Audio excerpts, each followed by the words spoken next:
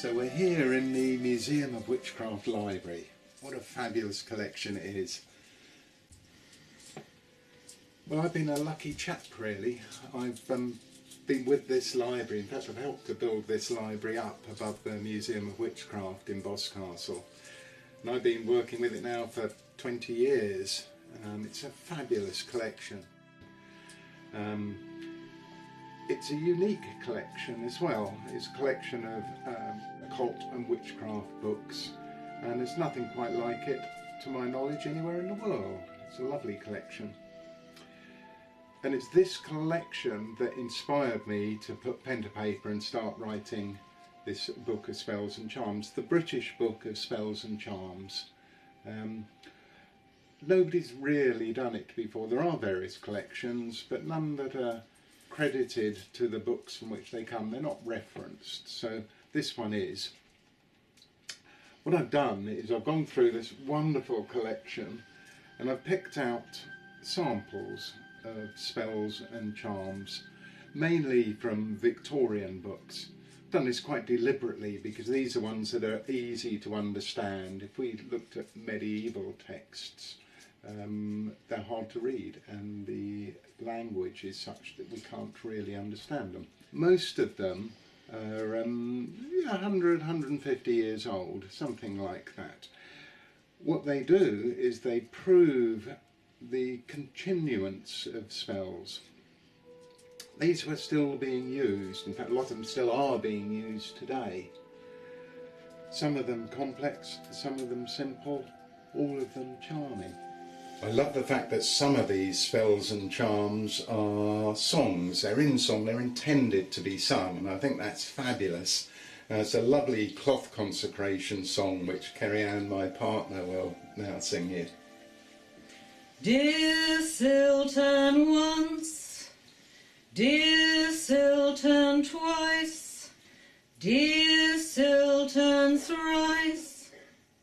The sun is to the western sea, mankind is to the Trinity, and in each deed for I, and in solace. One song on it, two songs on it, three songs on it. The blessings of the Lord upon this cloth.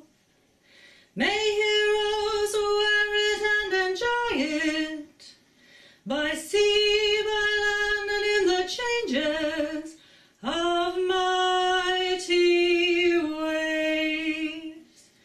One song on it, two songs on it, three songs on it, and may there be so to it nothing but the music and laughter of maidens, honey kisses of fair ones, and singing ones.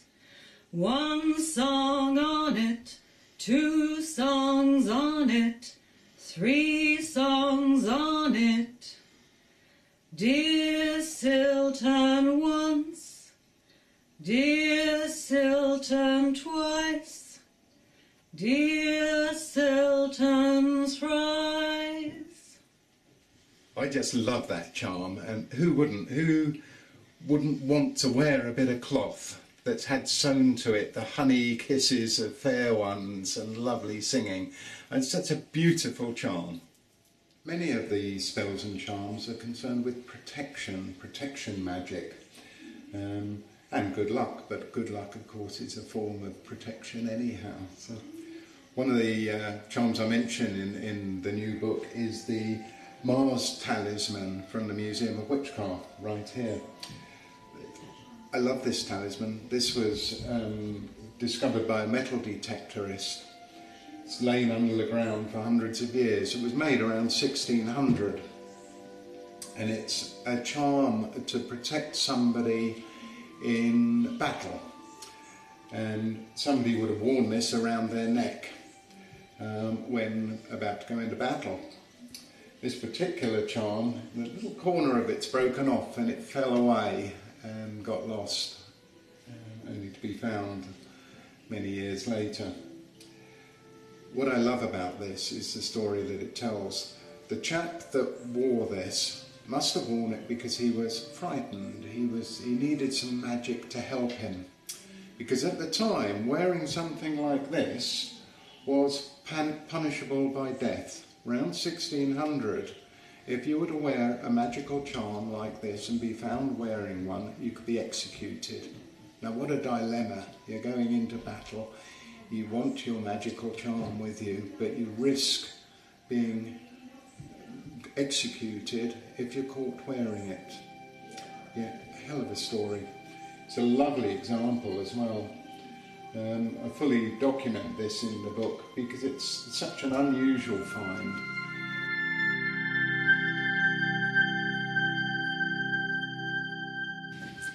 Maybe you can imagine a scenario where you've hurt your arm or your leg and you go to visit a wise woman, a charmer, on the edge of the village maybe in her cottage, and she makes a wax effigy of your limb and she puts in it a piece of your hair, or she says charms and incantations over it. She passes it through incense and she takes it to a little shrine and places it there and again says charms and prayers over it. What I'm talking about here is not witchcraft, I'm talking about Christianity. This is the Christian use of magical methods, making wax effigies of parts and indeed whole people. Has been quite a common practice within the Catholic Church throughout Europe. You'll still see it practiced in Portugal and other parts of Europe. Not so much in this country now. But there are plenty of crossovers between Christianity and magical charms. If, for instance, you're bleeding and you go and see a charmer, even today they might use one of the Flume Jordan charms, and they might say, Christ stop the flow of the River Jordan, so might the blood stop flowing in this wound. They're not as separated, Christianity and magic that is, as many people think.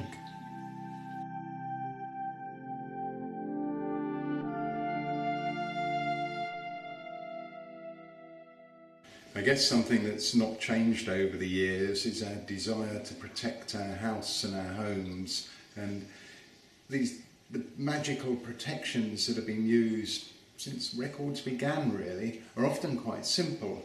One of the common ones throughout Britain is to use a hagstone. That's a hold stone, naturally hold stone.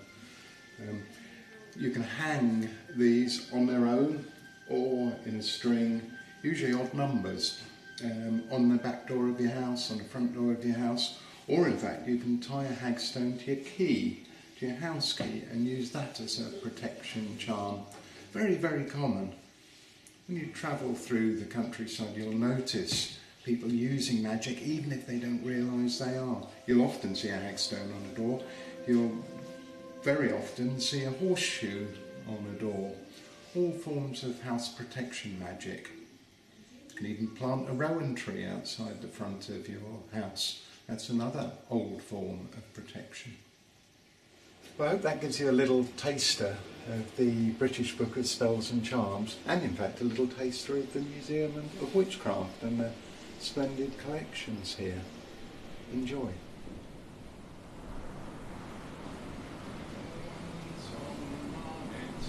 Two songs on it, three songs on it.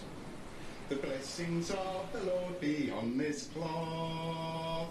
May heroes wear it and enjoy it, by sea, by land, and in the changes of mighty waves. One song on it, two songs on it.